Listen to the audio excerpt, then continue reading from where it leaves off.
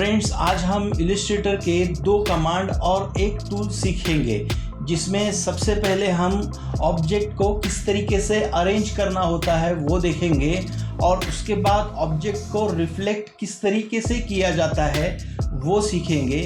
और एक मज़ेदार टूल आज हम सीखने वाले हैं जिसका नाम शेप बिल्डर टूल है। फ्रेंड्स, ये बहुत ही मज़ेदार टूल है। अगर इस टूल को हम चलाना सीख ले तो इलस्ट्रेटर चलाने में बहुत ही मज़ा आएगा।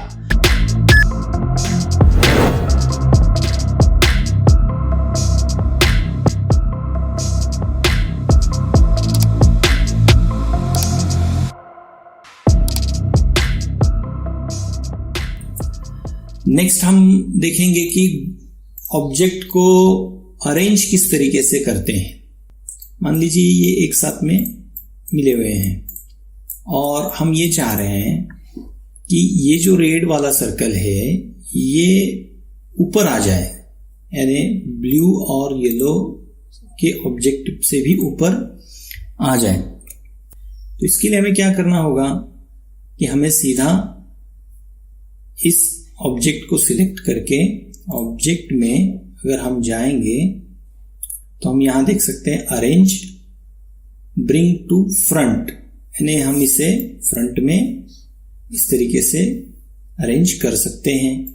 या फिर हम यहां अरेंज में देख सकते हैं सेंड टू बैक, यानी पीछे भी लेकर जा सकते हैं। आप यहां शॉर्टकट की भी देख सकते हैं कि शिफ्ट कंट्रोल और स्क्वायर ब्रैकेट क्लोज और शिफ्ट कंट्रोल और स्क्वायर ब्रैकेट ओपन बैक के लिए। तो इस तरीके से हम किसी भी ऑब्जेक्ट को फ्रंट पे ला सकते हैं या बैक पर लेके जा सकते हैं। उसी तरीके से अगर मान लीजिए मैं ये चाह रहा हूं कि इस ब्लू वाले सर्कल के ऊपर ये रेड वाला सर्कल आ जाए और पीछे इस येलो वाले रेक्टेंगल के वो पीछे रहे, तो ये किस तरीके से होगा। सिंपली आप यही देख लीजिए, अरेंज में ब्रिंग टू फॉरवर्ड, यानी एक स्टेप वो फॉरवर्ड होगा। ये एक स्टेप यहां फॉरवर्ड यानी आगे की तरफ आ गया। वापिस से मैं इसको और एक स्टेप फॉरवर्ड करता हूं तो ये और एक स्टेप फॉरवर्ड यानी ऊपर की तरफ आ गया। सेम उसी तरीके से बैकवर्ड है, एक स्टेप बैक में और एक स्टेप बैक में। हम इसे इस तरीके से हम ऑब्जेक्ट्स को फॉरवर्ड या बैकवर्ड कर सकते हैं। कीबोर्ड शॉर्टकट की आप आदत कर लीजिए ताकि हमें आर्ट वर्क करने में आसानी हो और हमारा आर्ट वर्क जल्द से जल्द कंप्लीट हो जाए। ये देखिए, हम अलग अलग ऑब्जेक्ट्स को सिलेक्ट करके इसकी प्रैक्टिस कर सकते हैं।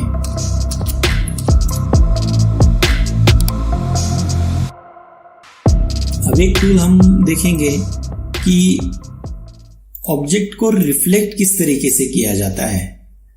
मान लीजिए मैंने यहाँ पर एक रेक्टेंगल लिया, एक कॉर्नर मैंने इसका एंकर पॉइंट रिमूव कर दिया तो ये यहाँ पर ट्रायंगल बन गया। मैं ये चाह रहा हूँ कि ये अब रिफ्लेक्ट हो जाए, तो ये रिफ्लेक्ट करने के लिए हमें सिंपली राइट क्लिक करना है। ट्रांसफॉर्म में अगर हम जाएंगे तो यहाँ रिफ्लेक्ट दिखाई दे रहा है, हम इसे क्लिक करते हैं तो एक विंडो यहां ओपन हो रही है।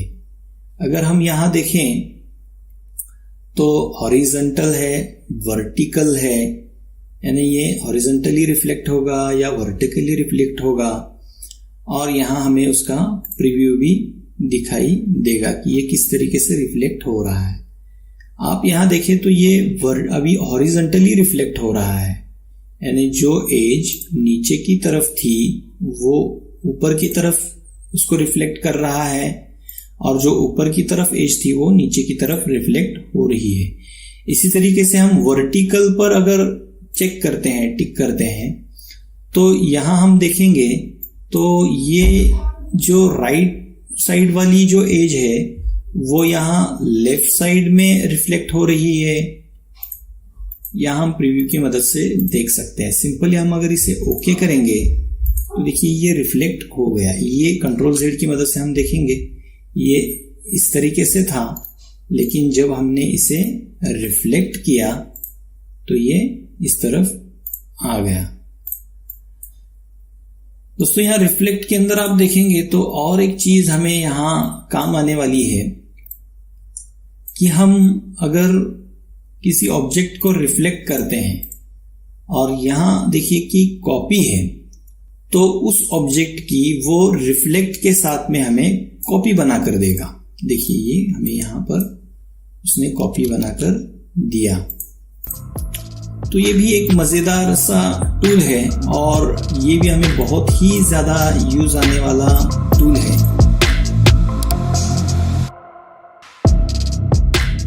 दोस्तों हम और एक मज़ेदार टूल सीखने वाले हैं, वो ये शेप बिल्डर टूल है। इसको समझने के लिए हम यहाँ जल्दी से दो ऑब्जेक्ट ड्रॉ करते हैं। इन दो ऑब्जेक्ट्स को हम सिलेक्ट करके शेप बिल्डर टूल की मदद से अगर हम इस पर माउस सिर्फ लेकर आएंगे, अभी हमने क्लिक नहीं किया, तो आप यहाँ देख पा रहे हैं कि यहाँ वो सिलेक्शन हमें दिखाई दे रहा है। अगर हम सिंपली किसी भी एक पार्ट पर क्लिक करते हैं तो देखिए कि ये जो पार्ट है जिस पर हमने क्लिक किया, ये एक हमें शेप बनाकर दे रहा है। इसी तरीके से एक शेप यहाँ बना हुआ है और ये हमारा सर्कल जैसा कि वैसा हमारा मौजूद है। इसी तरीके से हम और भी देख सकते हैं कि हम अगर इस सर्कल पर क्लिक करते हैं, इस वाले पार्ट पर, तो हमें ये शेप वो बनाकर दे रहा है और हमारा ये सर्कल जैसा कि वैसा मौजूद है। इसी तरीके से हम जो इंटरसेक्ट वाला पार्ट है, यानी दोनों से मिला हुआ पार्ट है, इस पर हम क्लिक करते हैं तो उसने हमें ये वाला शेप यहाँ पर बनाकर दे दिया और ये भी शेप कट कर दिए हैं। आप देखेंगे कि इन दो शेप्स को हम सिलेक्ट करते हैं और शेप टूल की मदद से हम अगर सिंपली दो शेप्स को अगर यहाँ ड्रैग करते हैं, नहीं देखिए मैंने ये दो शेप्स को ड्रैग कर दिया, तो ये क्या करेगा कि ये दो शेप्स को वो मर्ज करेगा, इस शेप्स को वो कट कर देगा। इसी तरीके से आप देखिए कि ये दो ऑब्जेक्ट्स को अगर हम शेप बिल्डर टूल की मदद से इस पर हम पूरा ड्रैग कर देते हैं तो ये एक पूरा के पूरा मर्ज हुआ शेप हमें बनाकर देगा। और एक इसका मज़ेदार सा यूज ये है दोस्तों कि हम शेप बिल्डर टूल की मदद से जिस तरीके से यहाँ क्लिक करने के बाद यहाँ ये देखिए प्लस जो हमें दिखाई दे रहा था, अगर हम यहाँ अल्ट प्रेस करते हैं तो देखिए यहाँ पर ये माइनस में चेंज हो गया है, यानी ये जो माउस का पॉइंटर है ये हमें माइनस दिखाई दे रहा है। मैंने अल्ट को प्रेस करके रखा है। अगर हम अल्ट के साथ में इस पर क्लिक करेंगे तो ये इसमें से रिमूव हो गया। जिस भी पार्ट पर हम क्लिक करेंगे अल्ट के साथ तो वो इसमें से पार्ट रिमूव हो रहा है। ये एक बहुत ही इंटरेस्टिंग सा टूल है, इसको हम जैसा चाहे वैसे इफेक्टिवली यूज कर सकते हैं। फ्रेंड्स, हमने आज तक के क्लासेस में जो टूल्स सीखे हैं उन्हीं टूल्स की मदद से आज हम एक रियल एग्जाम्पल प्रैक्टिस करने वाले हैं।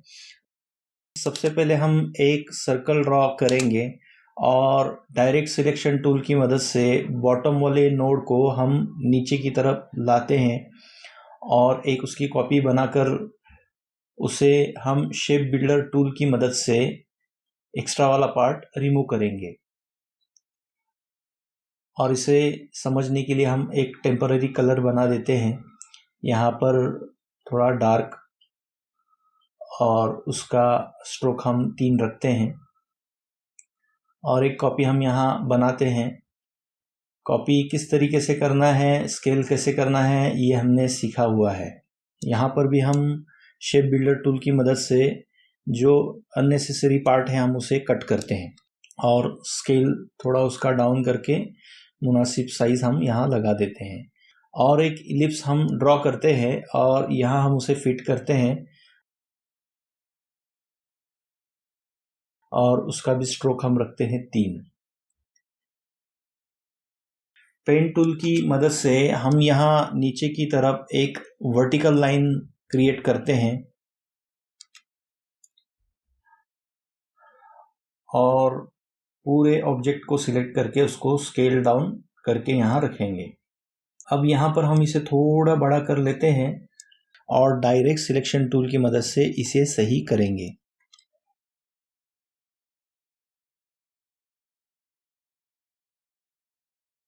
फिर हम रोटेट टूल की मदद से अगर इस ग्रुप को रोटेट करते हैं तो इस तरीके से रोटेट होता है।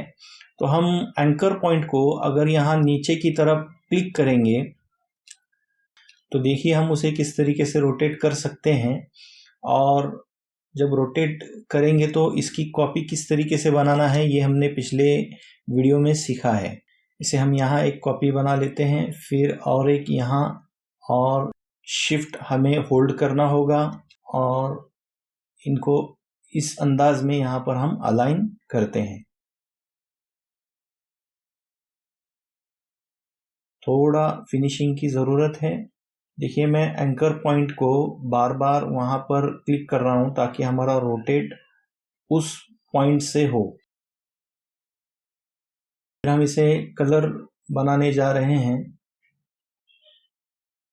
कलर्स किस तरीके से करना है ये हमने पिछले क्लास में सीखा है।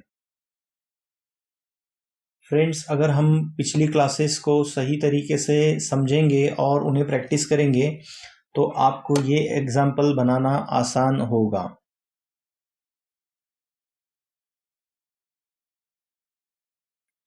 यहाँ हम डायरेक्ट सिलेक्शन टूल की मदद से थोड़ा रिफाइन करेंगे।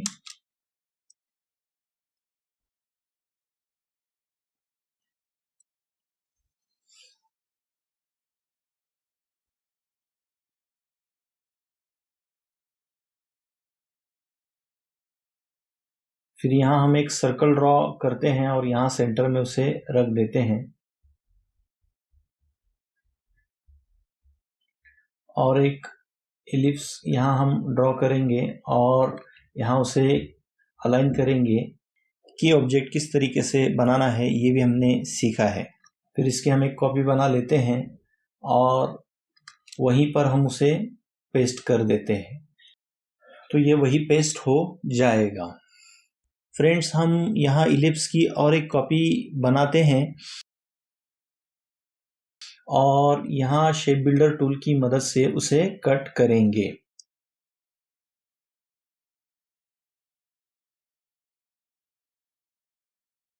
फिर इसका स्ट्रोक हम नन करते हैं और फिल वाइट और शेप बिल्डर टूल की मदद से इसे हम कट करेंगे।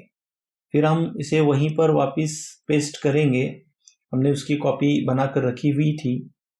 अब यहाँ और एक कॉपी बनाकर उसे हम ग्रीन कलर बनाएंगे।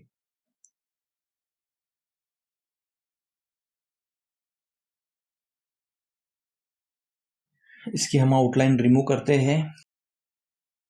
तो देखिए बहुत ही खूबसूरत सा रिजल्ट हमें दिखाई दे रहा है। फ्रेंड्स, हमने इलिस्ट्रेटर के 2 क्लासेस मुकम्मल किए हैं जिसमें हमने 3 वीडियोस देखे।